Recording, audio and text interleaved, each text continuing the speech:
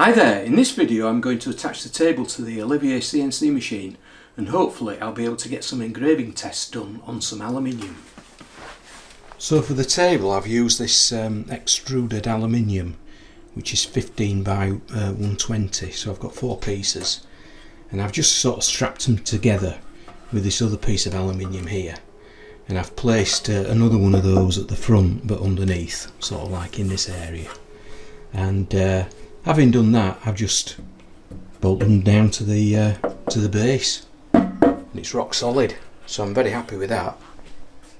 Okay, so I spent probably about a day messing around with Fusion 360 to create some test text, and I found I could do it with generate G-code with a small amount of text, but it got its knickers into a twist when you put in a lot of text.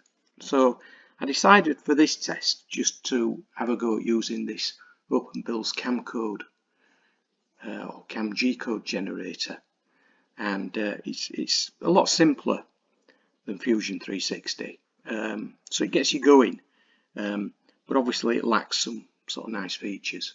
You can create text, you can create a circle, you can create a rectangle. What you can't do is things like ovals, which would have been nice. But anyway, like I say, for the purpose of this test, we'll use this. So I'm going to create some text, and I'm going to go for Lato Bold, which seems to be a decent font. Now, for some reason, I don't know why the common fonts aren't available here, but they're not. But anyway, we'll go with that. And you type in your text. So we'll go for Lato Bold. We'll go for a font size of 8 with a 0.2 tip. So that'll be the tool tip. Now, it's currently set to 20, so we need to make that 8. And when you change it to 8, it actually changes the size of the text within this window, which is a little bit awkward to see if you go lower than 8. So if you find that you want to make some adjustments to this, what you've got to do is switch it back to, say, 20. Make your adjustments, whatever you want to do, and then set it back to the font size that you actually want. So we create that. It's put it there in terms of the work area. So I need to move this down. So click this moving tool and move it to there. And what I need to do now is to try and generate some G-code for this. So the way to do that is you highlight all the text.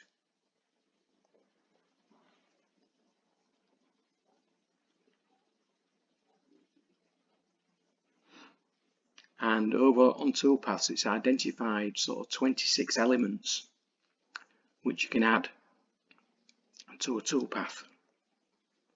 So create the new operation, and in here the operation we want is pocket. So what we're going to do is we're going to fill the inside of all these letters. Now the end mill or the tool diameter on the end is going to be 0.2 millimeters. Step over 40%. Safe height is 1 millimeter.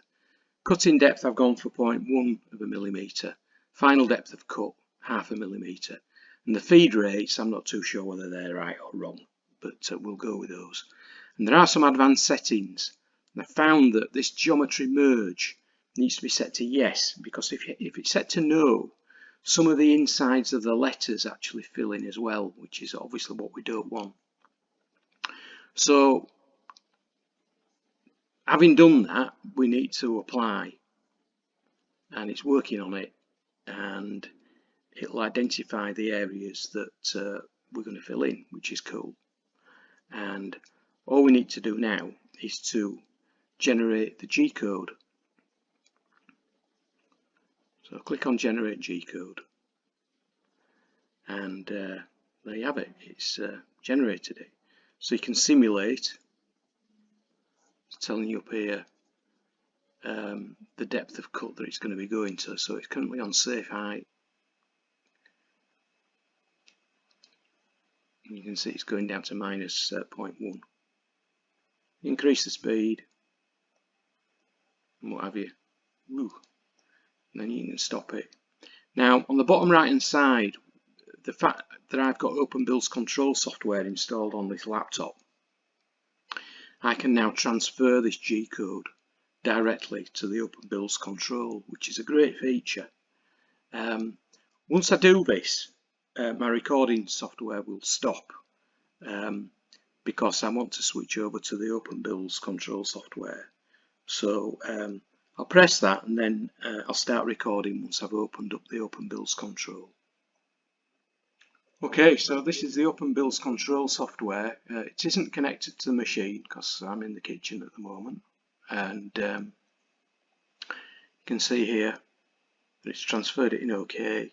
I can simulate again as I did in the G-code generator.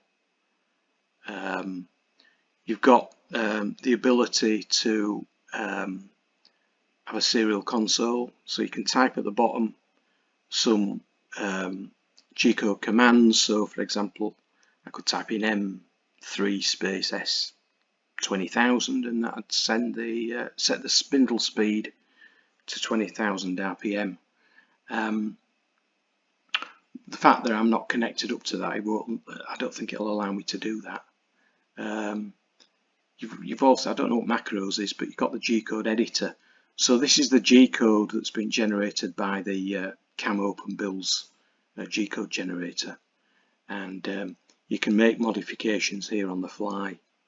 So you can see here,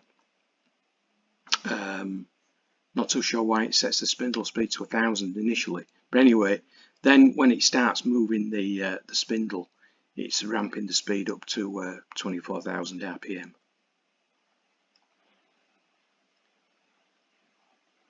So that all looks pretty good. So what you do is, once you connect it up to your machine, you home all the axes, then jog along to position the spindle at the start point, and then you need to set all axes to 0, and that's setting your start position. And then these are the positions here, so it's moving to down here 86.4311 millimeters on the x-axis and just over 10 millimeters on the y-axis. So there you have it. Now this has been quite a steep learning curve for me because I don't know anything about sort of CNC routing or milling. I mean, I've got a 3D printer, but this is a slightly different sort of concept. And I got a couple of comments in my last video suggesting that the speed of this spindle, the acceleration and the deceleration times were too long. And I checked the settings. There were a couple of parameters on the VFD. Parameter number 8, which is acceleration time, and parameter number 9, and both were set to 50 seconds. And I had noticed on a couple of occasions that I was getting an error on the VFD, and the error was suggesting that the acceleration times weren't sort of small enough. It was an OC-U, so an acceleration over currency, and the diagnosis there was increase the acceleration time. So I've gone into the parameters and set both those parameters, PN8 and PN9, to, rather than being 50 seconds, to 5, and I think I could probably reduce it even further, and it runs a treat. It's absolutely fine with those settings. So thanks for those who sort of commented on that. Now the other sort of issue I've had has been I've been homing the machine, and then I put a workpiece on here, and then I sort of jogged the spindle into position, and I forgot to sort of zeroize the coordinates then on the controlling software. So when I started the job, it started it from here, so that was no good. And having sort of understood all that, I then found that when I was trying to machine the first test piece, the x-axis lost its 0 position, and after a bit of investigation, I think the problem was that the actual speed of the axes was a bit too fast for the motors, and I think the motors must have been stalling. So I adjusted those values down to 1,000. So I think it's 1,000 millimeters per minute. I could be wrong, but it was originally set to 2,500. So that might be something I revisit, and I might sort of up that a little bit. But it does seem to cut very, very well. So I'll show you a couple of videos of some test pieces that I've just done.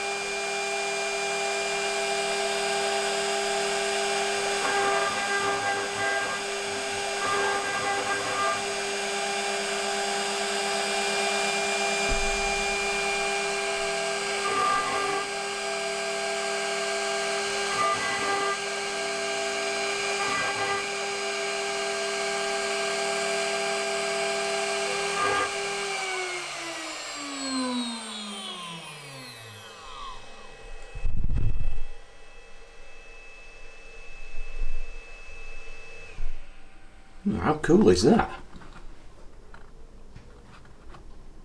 Very happy with that result. Although it says it was a 0.4mm tip, I actually used a 0.2mm tip, and it was at a 30-degree engraving tool.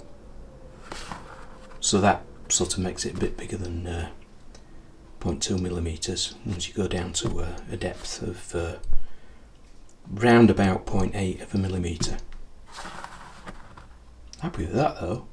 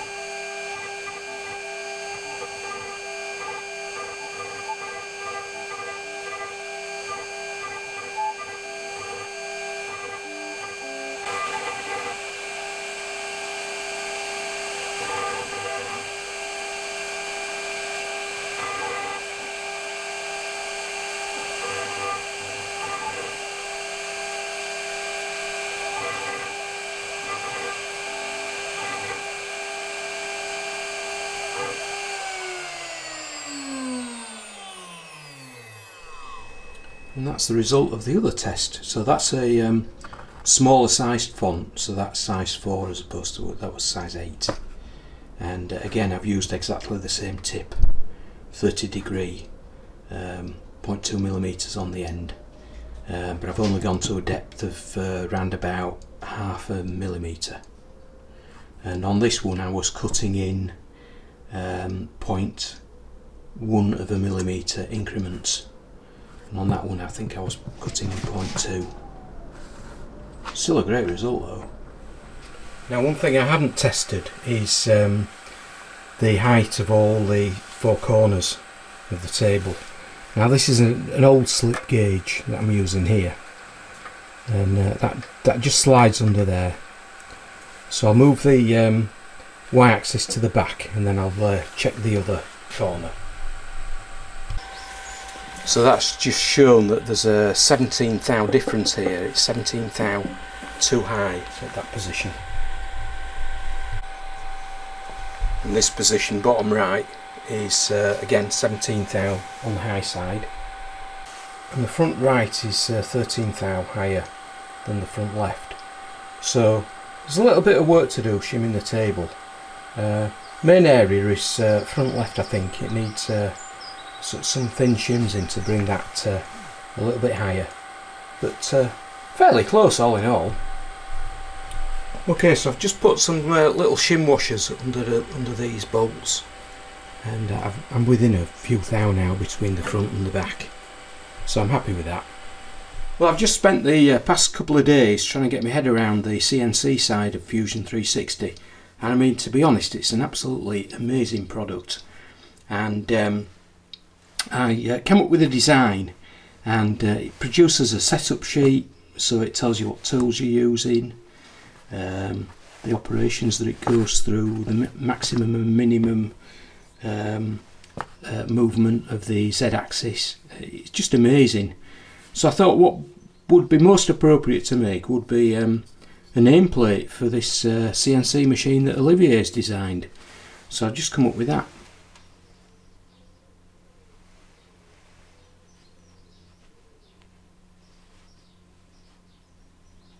The only bit where I went wrong was I designed it with some tabs on, so I could sort of cut it out and then there'd just be the tabs left. But my cutting depth wasn't deep enough, so I've had to sort of finish it off on the sander. But apart from that, very happy with it. So I think what I'm going to do is probably I'm going to fill the lettering in with maybe black. Well, I'm really chuffed with the way that's turned out.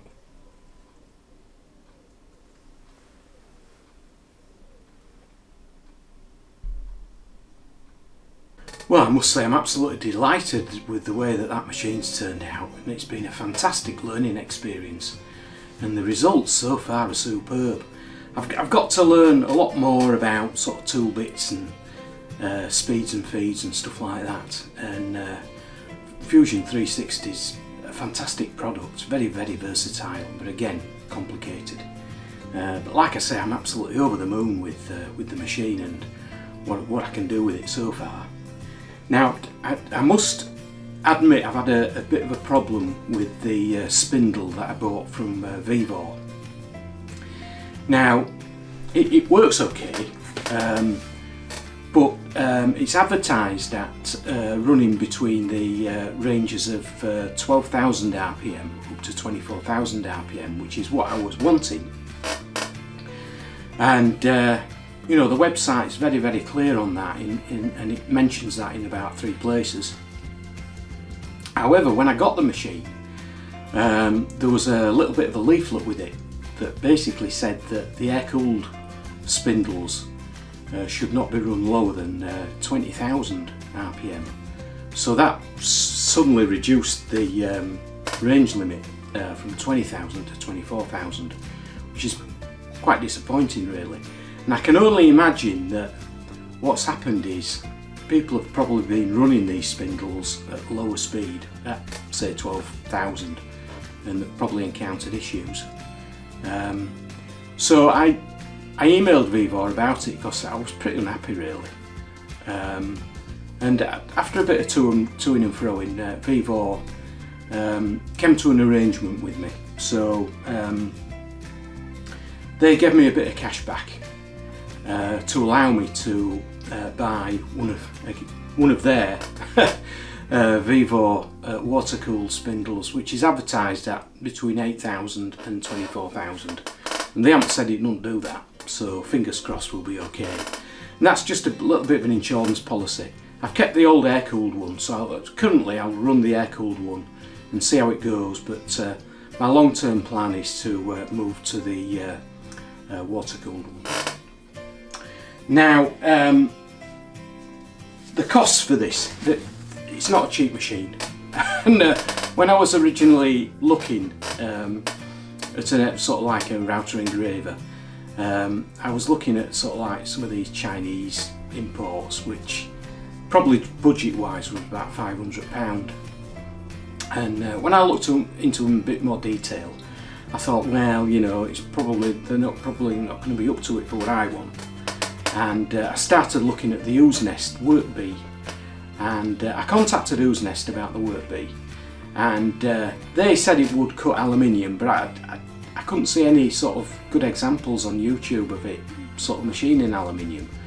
And the work bee is designed to take a palm router rather than sort of a heavy air-cooled or water-cooled spindle, and the work bee is just not designed to hold that type of weight.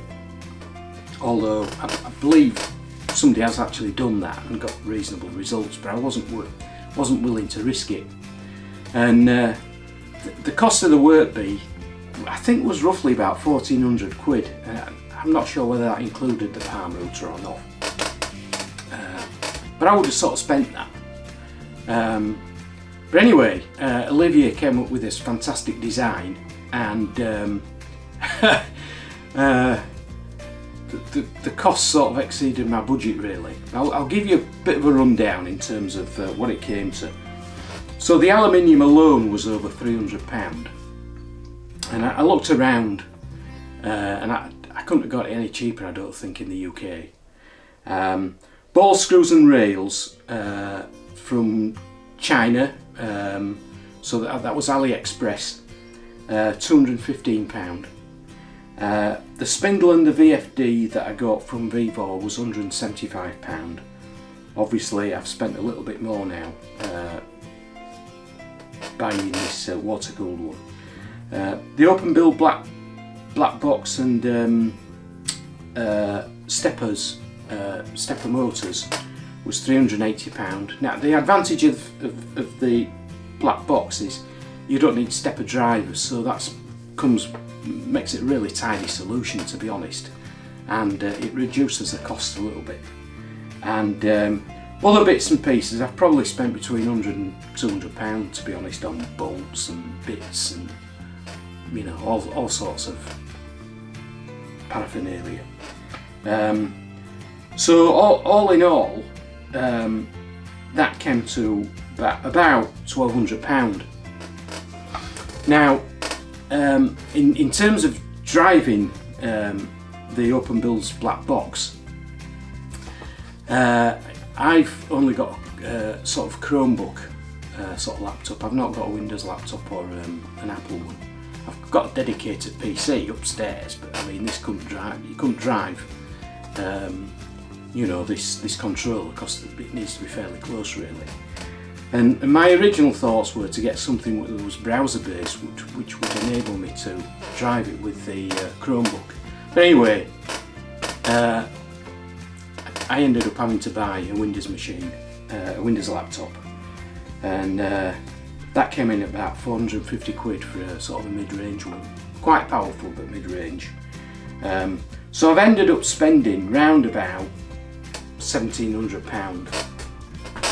So way over budget, to be honest, but the result is amazing, I think. I mean, I'm no professional or expert in relation to these things, but I'm really happy with the result. And you know, would I do it again? You bet I would. You know, it's a really excellent machine. and the learning experience has been fantastic. Now I've had a chat with Olivier about the plans, and he's currently double checking that they're okay, looking for any errors.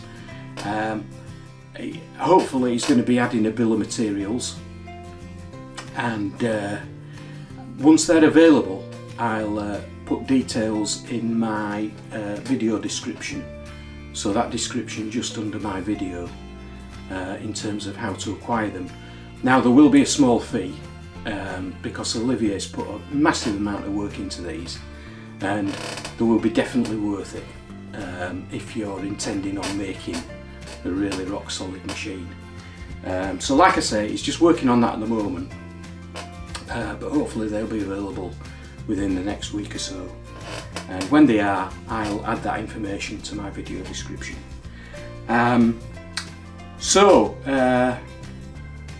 Now I've got all this CNC stuff out of the way, my next series will be to get back on track with the Jerry Howell V-Twin, and that's going to be a big project.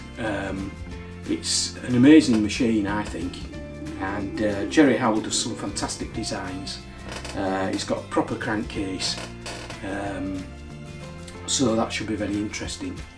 But anyway, in the meantime, I hope you enjoyed this video series, and I hope to see you later.